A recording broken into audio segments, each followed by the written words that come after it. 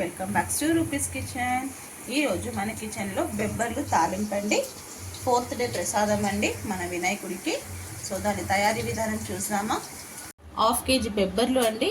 ఇది మార్నింగ్ నానబెట్టేసానండి. కడిగేసి నానబెట్టేస్తే 3 o'clock వరకు బాగా నానిపోయిందండి. 3 hours మంచిగా నానిపోతుంది. సో తర్వాత విజిల్ వేసేసానండి. ఒక 3 విజిల్స్ వేసేసాను. 3 విజిల్స్ అండి. ఇలా 3 విజిల్స్కి అయిపోతుంది. ఎక్కువగా పెట్టుకోవద్దు, ఇంకా బాగా మెత్తగా అయిపోతుంది. సో దాని తాలింపు, ఎందుకంటే ఇది ఉడికిచ్చింది నేను తెలుస్తుంది కదండి అందరికీ, అందుకని చెప్పేసి నేను చూపించలేదు. నానిపోయిన తర్వాత కుక్కర్లో వేసేసుకొని ఈ బెబ్బర్లు మునిగేంత వరకు వాటర్ వేసేసుకొని దాంట్లోనే ఒక 1/2 స్పూన్ సాల్ట్ వేసేసి ఒక 3 విజిల్స్కి ఉడికించేసుకోవాలండి. ఇప్పుడు పోపు ఎలా పెట్టుకుందామో చూపిస్తాను. ఒక పెద్ద గిన్నె పెట్టుకోవాలండి. దాంట్లో ఒక 3 టేబుల్ స్పూన్ ఆఫ్ ఆయిల్ వేసేసుకొని 3 టేబుల్ స్పూన్ ఆఫ్ ఆయిల్ వేసేసుకొని 1 స్పూన్ ఆవాలు వేసుకోవాలి. దానికి ఎండిమిర్చి ఒక 5 అండి, ఇలా సగం నుంచి పక్కన నుంచి వేసుకోవాలి. అది కూడా వేసేసుకోవాలండి.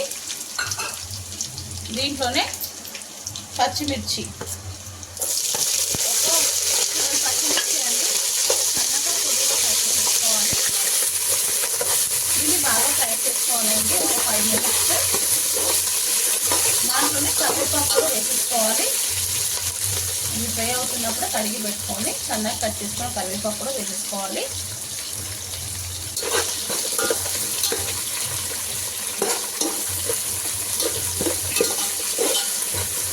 పచ్చిమిర్చి, ఎండిమిర్చి, కరివేపాకు బాగా ఫ్రై అయ్యాక ఒక 5 minutes వరకు బాగా ఫ్రై చేసుకోవాలి. ఇప్పుడు ఉడికించి పెట్టుకున్న బెబ్బర్లు దాంట్లో వేసేసేయాలి. తాలింపులో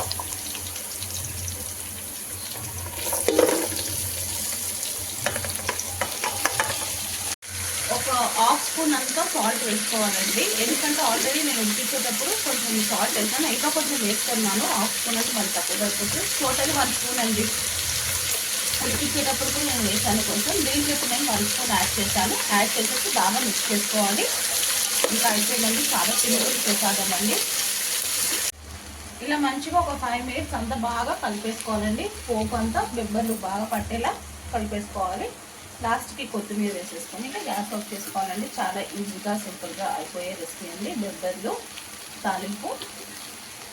అయిపోయిందండి ప్రసాదం. వేడిగా బొబ్బర్లు తాలింపండి. ఇంకా నేను కూడా దేవుడికి నైవేద్యం పెట్టుకుంటాను, పూజ చేస్తాను. లాస్ట్లో పిక్ కూడా యాడ్ చేస్తానండి. చూడండి, చాలా ఈజీగా సింపుల్గా అయిపోయే రెసిపీ అండి. సో నచ్చినట్టయితే మీరు కూడా ఒకసారి ట్రై చేయండి. నచ్చితే లైక్ చేయండి, షేర్ చేయండి. కొత్తగా ఎవరైనా మన ఛానల్ని చూస్తే సబ్స్క్రైబ్ చేసుకోండి. అలాగే వీడియో ఫుల్గా చూడండి. వీడియో ఫుల్గా చూసేసి ఒక లైక్ ఇవ్వండి, కమెంట్ చేయండి. మీ యొక్క లైక్ నాకు ఇంకొక వరకు రీచ్ అవుతుందండి. సో ప్లీజ్ లైక్ చేయండి. మీ రూపీస్ కిచెన్.